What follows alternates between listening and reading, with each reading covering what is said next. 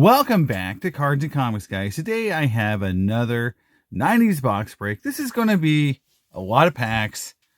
It's one of the cheaper products from the 90s. This is 1999 Victory from Upper Deck. Now, not to be confused with Ultimate Victory, which is the kind of chromy, cool version of this. This is kind of like a base set.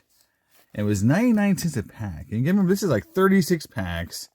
This is really an entry point, entry level, price point product for Upper Deck back in the 90s. So we're going to open this thing up, see what we got.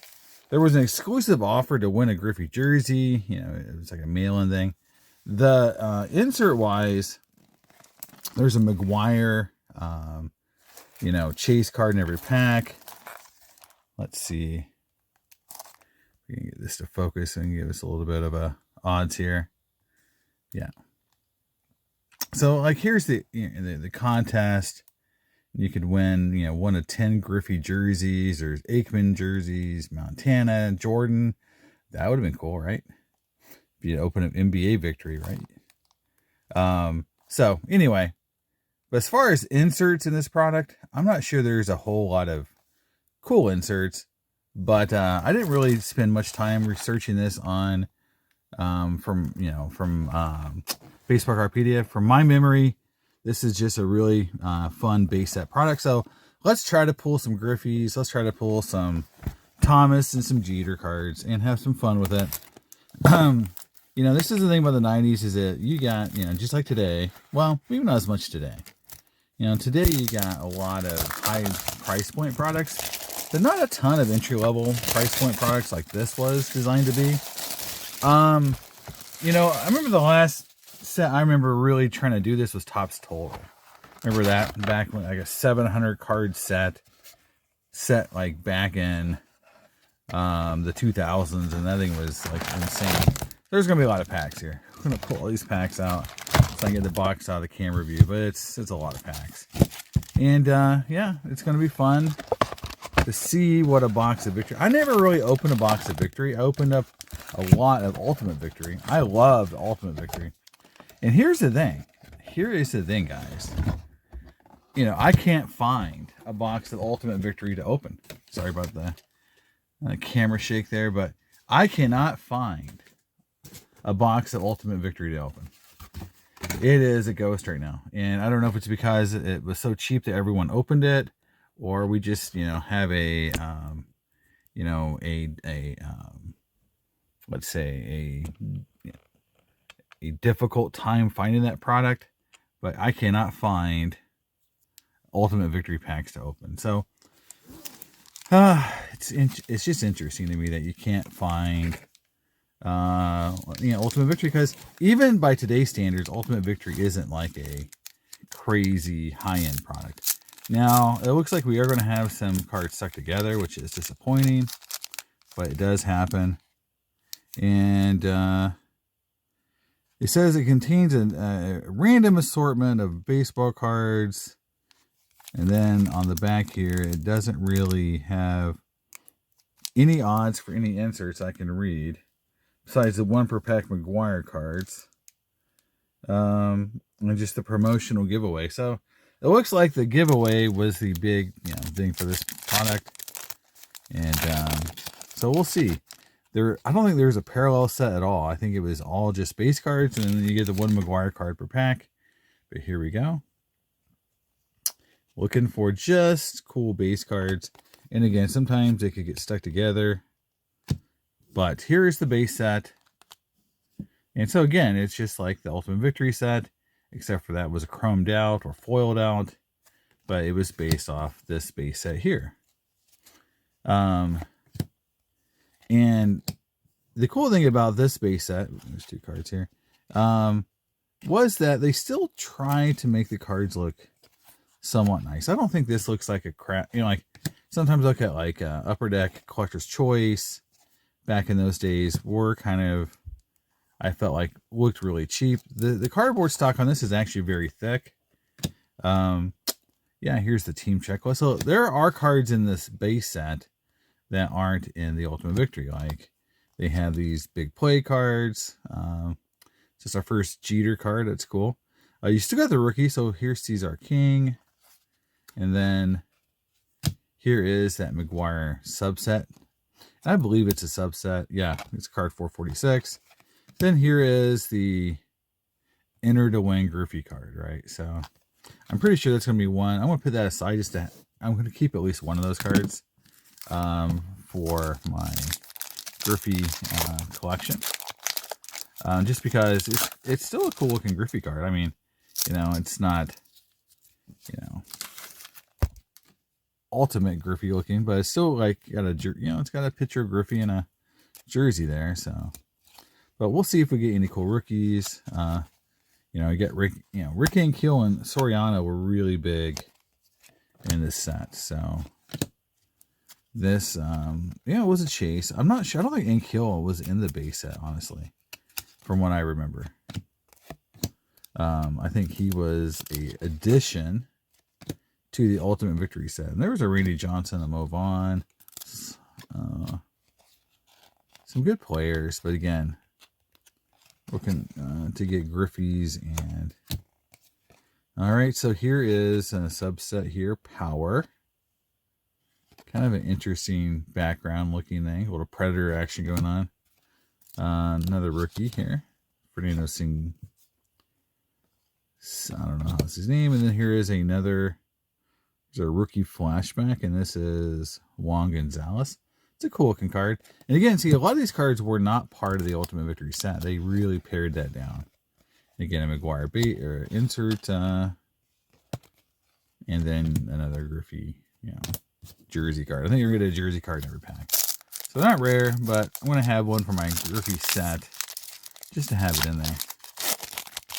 Just to have it in there. That's the cool thing about when you collect a lot of, I do a lot of player collecting. These cards, unless you open a box, probably get thrown away. So, Brand Jordan, Erstad. So, I am making this video early August. I'm finally, well, I got really sick at after the National. And that's like third year in a row for me to getting sick of the National. So, I need to really maybe start doing some things to avoid this. There's Ben Davis.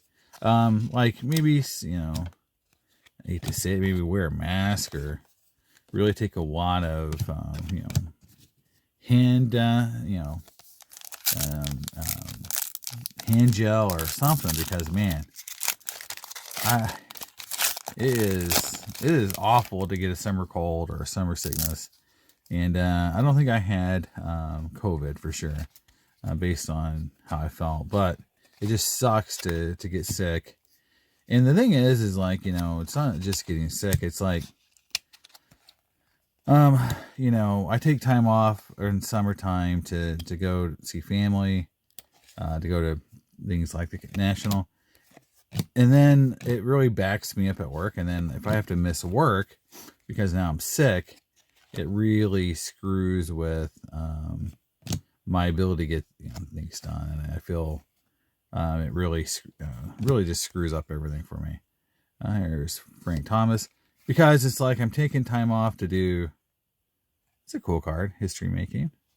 I'm taking all this time off to, like, you know, do stuff for fun.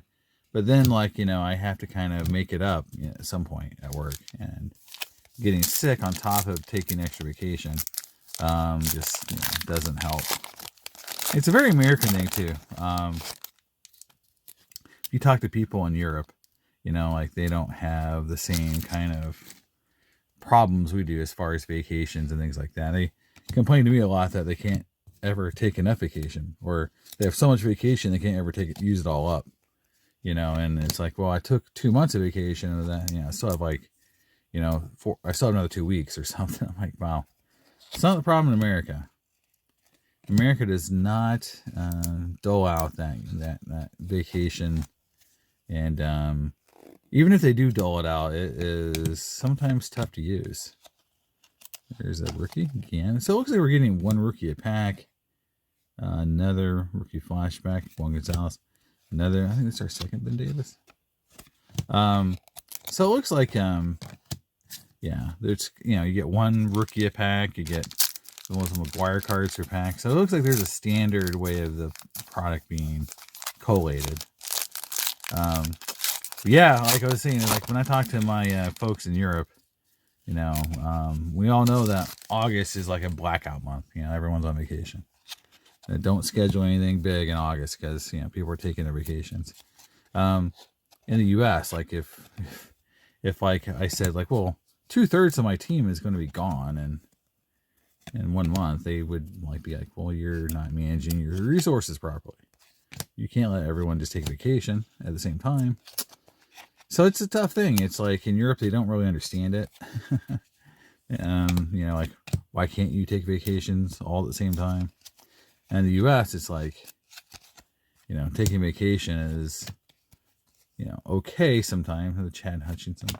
But, there is this kind of thing like, yeah, you got to still get your work done.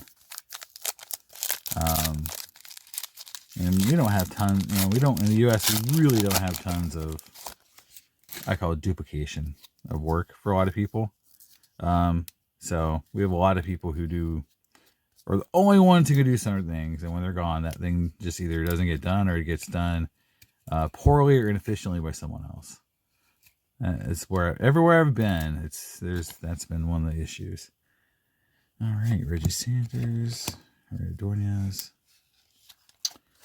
So I've tried to become a better manager by just, kind of I just don't, if someone wants a vacation, I don't really even question it in terms of like, we'll cover it, we'll do something, but don't worry about it. Just take your vacation, I think, that's hopefully how we're going to evolve as a Frank Thomas Powell. It's the second one of those I've gotten. It's kind of cool. Another Barry Bonds. So it's like almost the same pack. Yeah. But, where you just take your vacation and no one gives you any static. It's hard in the US sometimes to do those kind of things. So there is, companies are companies, man. They will not, sometimes it's like, yeah, if nothing's going on or if it's a slow month or something, but trying to take a vacation when things are going on. And I understand emergencies, but everything's always an emergency sometimes as well. And that creates a situation where, it just makes it hard. It makes it hard to do those things. Another big play Jeter. That's, I think, another Caesar King. So the one thing I am noticing is a lot of the same pack over and over. Like, we've hit the same cards multiple times. There's like 400 something cards in the set. So it's like, you're going to get a lot of the cards. I think 36 packs, 12 cards back. So you're getting, 36 plus 72. So you're getting like 408 cards. So you're getting you should get 85, 90% of the set, something like that. So it's weird to see so many doubles, honestly, considering you're not going to get a full set in a box. There's a Jim Tomey. Yeah. Bricking on these is unfortunate. I'm just wondering how the Ultimate Victory cards, if they brick worse. There's no more. So we haven't hit a base Thomas or Griffey. So that will be cool if we hit one of those. And then we haven't really hit a rookie, even though we know Ankiel's, in here and not really worth much anymore. Even if he was, I'm saying he's not in here. My recollection, he was added to the ultimate product, but he was not in this product. All right, so we're 25% through the set, or the box, sorry, and so far, a lot of doubles, honestly. Design wise, for not, this is 99 cents a pack. It does beg the question, because even Collector's Choice had parallels, right? And then when they did Ultimate Victory, they did do parallels. Why couldn't have Upper Deck put some sort of foil parallel in this product or something, something to make you want to bust packs and build something besides the base set? Because just me going through it, it's just a lot of subsets, and I get it, it's designed again to be entry level, but it is very basic. And again, nothing is bad about the design, but again, there's our first two rookie pack, I think. That it wouldn't have been hard to do a gold something or a foil something, just to give people something to chase besides that grippy, like jersey that you would send in for, and you have a 1 in a billion chance of hitting one. I think it's just weird. And again, the thing that's also weird about it, this is 1999, okay? The insert craze was well underway. So making a whole set without any inserts other than, those aren't even really inserts, they're one a pack. The McGuire cards aren't inserts, they're part of the set. So I don't know what they were thinking, honestly. I don't like to be like, oh, this set sucks, but they didn't, set this set up for future success. Like, they didn't set this up for like, oh, in 30 years, when people want to collect or open this product, they're going to be like, wow, there was so much value in a 99-cent product. This is literally, the equivalent of taking a,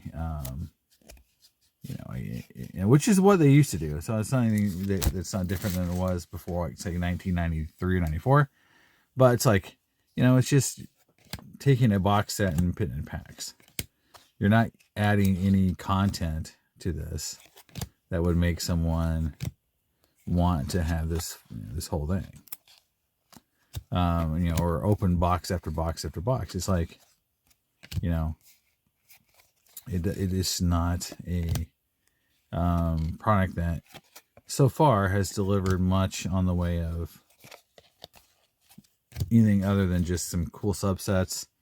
And again, with the rookies, it's like, well, this was a year that there was no massive rookies. So if this would have been done in 93 and they put a Jeter rookie, and that Jeter rookie was worth like $20 or something, it'd be a fun rip. You can say, how many Jeters could I pull out of this box? Very similar to 93 Select, right? 93 Select, there's the base McGuire. 93 Select was obviously not a cheap product. It wasn't designed to be a 99-cent product. But first year out, just like this first year product, it had inserts, and it had a rookie to chase. And that makes that product, even though a lot of people consider 93 Select base cards to be kind of ugly, the Dufex inserts along with the Jeter rookie make it a fun box break. It's worth today still going back and opening a box of that product and trying to pull some cool and fun stuff. So there's Bobby Bonilla. So again, still no Frank Thomas, no Griffey. So just a little, and no Jeter base either. So we haven't hit any of the triumvirate, which, I guess, is odd in my opinion. Because again, you should get a high percentage of the set without tons of doubles. So Ron Belliard. So there you go. That's an A-Rod. Flashback. There's Mark Johnson. Another McGuire. Now, even though you hear that crack when I, break them up, I'm not seeing a lot of paper loss or,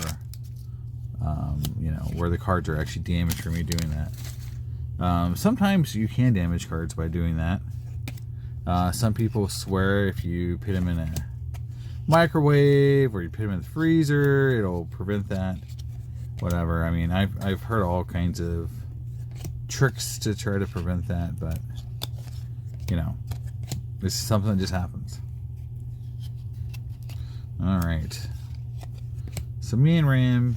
So again, you know, there's the JD Drew. So this would have been probably the best rookie in the base set. Honestly, there's McGuire. Would have been the JD Drew. And JD Drew had a pretty good career. So I think it's like unfair to call this guy a bust. I've heard a lot of people refer to Drew as a big bust. I think he had a normal career for a baseball player. Not amazing. It's just like Greg Jeffries. Greg Jeffries is a bust. Greg Jeffries had a fine career. Better than most. Better than most, right? It's just everyone wants to come down and be like, well, we're not Hall of Fame. Well, I think if you look on average, there's only like 3 or 4 Hall of Famers, maybe even less than that, per year. If you look at every year, that there is a rookie class, there's only, a couple players in that rookie class every year that make the Hall of Fame. Here's Ricky Lee Day. There's Ben Grieve, obligatory Ben Grieve card. Not insert, but a subset. Alright, so still no Griffey Jeter or Thomas card, so we are still chasing base. That'd be a good instead of chasing cardboard, but chasing base, the base chase. Label my channel, change the name of my channel. I actually had an idea to change the name of my channel because when Neo went to added the cards and comics to his title, the only thing that my title, which I've always been cards and comics, Neo started out as just Northeast Ohio, like sports cards or something, or then he added comics to his later, after I already I had cards and comics for like almost a year before he added that to his channel name. The only thing that's done for me is that people get me confused with Neo's channel because of cards and comics. And so cards and comics has not helped my channel, honestly. Just haven't. Because I say this, I don't know if I say it a lot, but opening baseball cards is not anyone's interest who collects comics, and most card guys don't like comics in the way that I collect. It's just like, we don't care. So my comic related content is always very low. There's Pat Burrell. He was good. Probably the closest guy in this whole draft set to being a Hall of Famer, you would say, Pat Burrell. Ripken. But yeah, like that was yeah, that's the funny thing is, like, so I've thought about changing my channel name to something else. I don't know what. The base chase, 90's box break dude, whatever. But I've also resigned myself. I'm not going to get tons of views on my channel. It's just not going to happen. I've been on YouTube for over 4 years, and I average 243 views a video. Some more, some less, but just not a lot. So what I was telling somebody this too, or it was my dad. My dad asked me like how much money I make on YouTube, and I said it's pretty simple actually. The math for me is really simple. I make $1 a day. That's what I average. $1 a day on YouTube. So, channels I get, let's let's say 1 million views versus, you know, what I get like 235.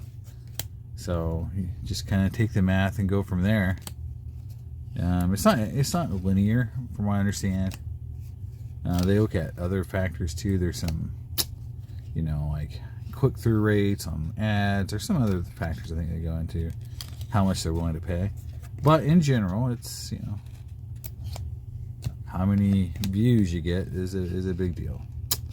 So that's what I'm saying. Some guys, like the guys who have, like, you know, let's say 10,000 views or more, you know, they could make, you know, a couple $1,000 a month on YouTube. You know, if they get sponsors, I mean, it's not impossible, but I mean, you know, you got to make a ton of videos and content to really make a living at it. So I've kind of resigned myself. I'm not going to make a living at it. I never intended to make a living at it anyway. But I was always hoping to get more popular, just than I am now. But I just think it's just the YouTube community for this kind of stuff, opening boxes here. And again, I'm still looking for we're over halfway through the box, not hit a base Thomas, Griffey, or Jeter. And we are knee deep. There's a Griffey card. I'm just happy to have a Griffey card. There's a Griffey power card. We got at least something. And I do think, and a second Griffey card. That's Griffey too. So 2 Griffey cards in a row. 3 if you count that card, but yeah, that's in every pack. Yeah, I honestly think, like, kind of sit down here. Griffey. I do pull some Barry stuff from time to time. There's Jeter. Barry stuff does well for me at shows. Like, I always carry a big stack of Barry stuff. And people like Bonds. I don't think people will be upset if... I don't think people will be as upset as everyone says they might be if he makes a Hall of Fame, honestly. I just don't think it's that polarizing. You know, I think it was closer to the event, but I think after this much time, they found some way to asterisk or, you know, let him in, but also kind of denote that they were in an era where, you know, things weren't always up and up. I don't think a lot of people would be upset if he made the Hall of Fame. I think more people would support it than oppose it, honestly. The writers, on the other hand, I mean, you gotta go on Barrett with Bonds. The issue isn't just that he did or didn't do something. It's the fact that he also was not very friendly with the writers, and they are the ones who vote. So he didn't do himself any favors by being very difficult with writers who then can't control his fate. You know, and I think that hurts him a little bit more than people want to lead on. Is, you know, if he was a likable guy, would it be, you know, and same way for Clemens, right? Would this have already happened? I don't know. You look at Schilling. I mean, he basically turned, you know, heel to some extent, and said things that a lot of people, you know, wasn't happy with, and then all of a sudden, bam, you know, he's not, you know, he was well on his way to make the Hall of Fame. He still might, but they're going to make it as hard as possible on him. Daryl Ward. Scott Brocious, what the heck? What's he on an insert? And Sammy Sosa. They're not going to make it easy for him. So, I don't know. I think Bonds is just one of those guys. And I love his new interviews and just seeing him talk. I mean, he was good on Golden. I mean, You know, I mean, the way he, you know, he just seems like friendlier. I don't know. I mean, you know, he just always, even as a, you know, as a pirate fan, you know, back in the day, he just always seemed to not want to be where, you know, like he was kind of like, felt like he was doing you a favor by even showing up to play. You know, and he definitely had some, you know, ego issues, you know, with the pirates, and when you're that good, I think, you know, he kind of earned it, but still doesn't make you very likable, and that's sort of what he's facing now is the voters and people just don't really like Bonds. Honestly, if it was anything else, I think, you know, this could have been worked out a little bit long ago, but there's Griffey. First card in the pack. Look at that. Look at that. Finally hit a Griffey. Pretty stoked. He stuck to a card here, but that was easily resolved. There you go. Base Griffey card. I'm happy. I mean, it's cool because I need it for the rainbow. I am going to rainbow chase. See if I can.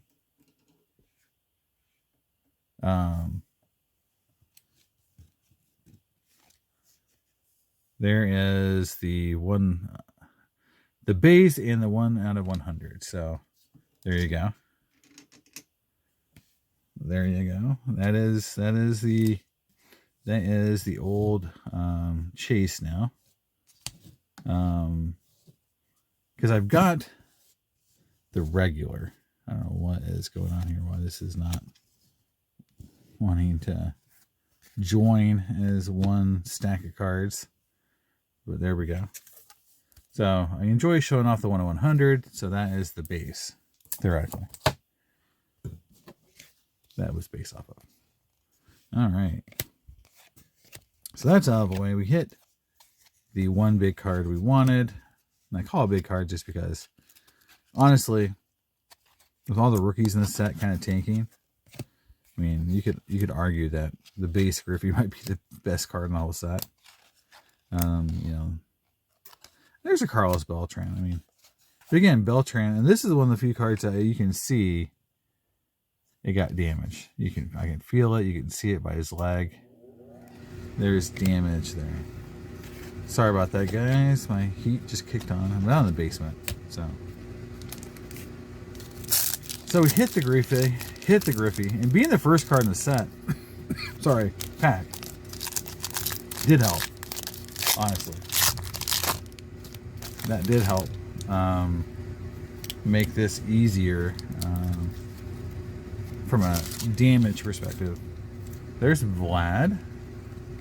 Love seeing him. Now I have been buying the 1 in 100 parallels just whenever I can. I just picked up the Frank Thomas, so now I got the Griffey and the Frank. So I need to find a Jeter, and then I'll have all three. And that's sort of what I love about on the 90s. That's cool, is if I can get all three in a parallel set, you know, like it's fun to show, you know, to have them all side by side. You know, like right now I've got ultra talented. I've got the Griffey and the Thomas, but not the Jeter. But I've got, you know, the Fluid Brilliance. I've got, you know, the Pulsars. On the Man Refractor, there is no Jeter Man Refractor, which is kind of sad. But on the Allegiance Refractors, I have, you know, Thomas and Griffey. I need the Jeter, and it's come up for sale a few times, so I'm hoping to grab a Jeter at some point to have all the 2000 Chrome Allegiance cards, the three I need. So it's always fun. So in the Ultimate Victory set, I would definitely like to have all three of the 1 in 100 parallel Griffey, Thomas, and Jeter. And I've got the Griffey, I've got the Thomas, so I just need the Jeter. So that's pretty cool. And it's so economical compared to other 1 in 100 insert sets, honestly. I actually just picked up the Greg Maddux. So it's a lot of fun. it's like one of those, it's definitely one of those insert sets that has kind of, you know, like time kind of forgot about it. Oh, Sammy Sosa. It's always weird when I see a Sammy Sosa card. Oh, it was a flashback, that makes sense. But every time I see him as a Ranger, it's always kind of like, wow. Just see how good they could have been if they kept Sosa. You know, they would have at least been the best hitting team in the league. All right. Getting towards the end here in the last stack.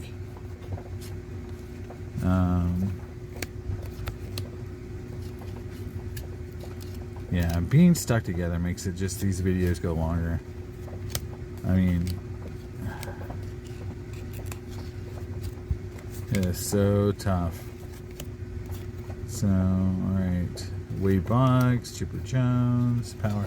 These power cards are kind of cool. And like, that's a really nice, like, I would love to get this autographed. That would be a really cool card to have autographed. Alright. So here we go. We're going to do three packs at once. We're going to speed up the process a little bit, hopefully. These packs are less crunchy. That should hopefully make it go a little faster. But yeah, the weird thing about the set again is they didn't do any parallels or any inserts. I mean, I just find that so weird, you know, for a product made in 1999. I know it's 99 cents, but I mean, how much could a parallel set have cost to make? You know, something like a gold logo or something, and they could have done something. This is like the first time we've seen this, Sterling Hitchcock. That's kind of cool. Like, he's got a National League. Yeah, he was the NL Championship Series MVP. That's kind of cool. Alright, here we go. That's the first Ivan Rodriguez card we've hit.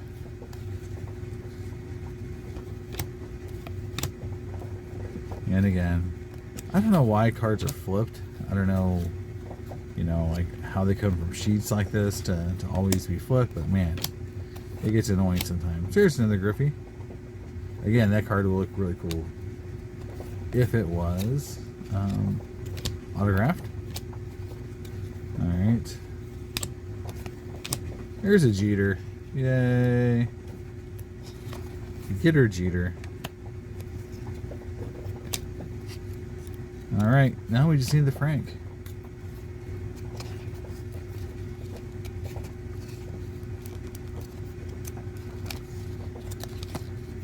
Wait a minute. Oh, speak of the devil. There we go. And I just got this and the 1/100 version, so bam. We've got all the base cards now. Look at that. All the base. Carlos Guillen. There's Jose Cruz Jr. I just thought about Jose Cruz the other day. And I probably spent more money on Jose Cruz Jr. of anybody in the 90s back in that time period.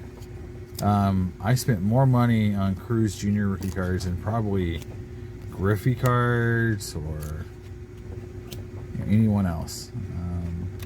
You know, I was all in on Jose Cruz Jr. and then, you know, he really made me rethink the whole rookie thing. And kind of like, it was good because it really made me realize, like, hey, you know, unproven rookies, you know, if you have a limited card budget, and you want to, you know, get something, because my whole point back in those days, and even to this day a little bit, is what if I need to trade it or sell it? You know, like, you know, is the card going to be desirable? You know, is it going to be easy to flip? You know, and that, I thought at one point, you know, when that guy was so hot, you know, I got the golden ticket, you know, because I had a couple of autos and some refractors, and, you know, I was doing really well. My Jose Cruz Jr. collection. And yeah, after his sophomore slump year, and then he just proceeded to be average, and below average. Yeah, it kind of bummed me out, and it really did tamper my want to really be into this whole prospect game. All right, here we go. Last packs here, and we've luckily hit almost every. Well, I mean, in my opinion, we did hit every cool player. And some of them in duplicate. So there's a Bertolo coin. Again, these are all kind of new cards. I can tell when I've hit some new cards because again, that photos. I haven't seen some of these before. Corey Koski, he was pretty good for a while. That's the thing is like, To the Wind is a bunch of Maglio, great players or really good players. Jeff King was a good player for a while. There's Bagwell. Yeah, I think I have his 1 in 100 on the way. Dean Eagle was really good for the Pirates for a couple years. McGuire. Joe Pena. Angel Pena. Is that how you say it? Angel Angel.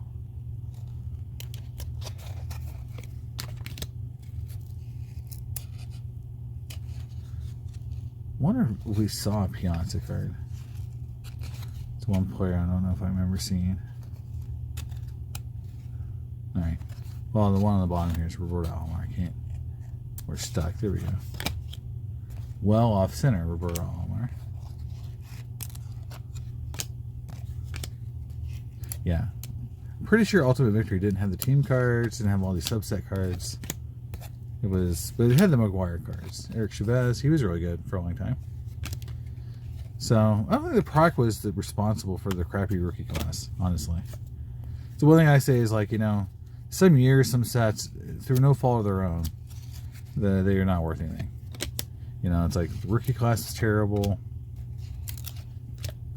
They overprinted it, whatever it is. There's Ripken. It's another good player to have to hit. Delgado, Tony Clark. All right, last pack. Stewart, Cirillo, Sheffield. I have a few cool inserts of Sheffield. I've got essential credentials of Sheffield. Jenkins. Jeremy Giambi. Oh man, he got done dirty in Moneyball. A-Rod, and there we go. That's it. All right, guys. So honestly, without inserts, there's just base players that we hit. So here's my Griffies. So one base card. Again, base cards are kind of hard to pull. It's a big set, and out of one box, you'll probably get 1 to 2 base cards each. So. There's a Griffey, jersey contest, 2 power, and 1 flashback. So, and then on Frank Thomas, we've got 1 base and then 2 power trips. For Jeter, we got 1 base, 2 big plays, and then for Mr. Bonds, he actually had quite a few cards. He had 1 base, 2 history making cards, 2 big plays, and 1 power trip. I wonder if Griffey has a big play. I don't know.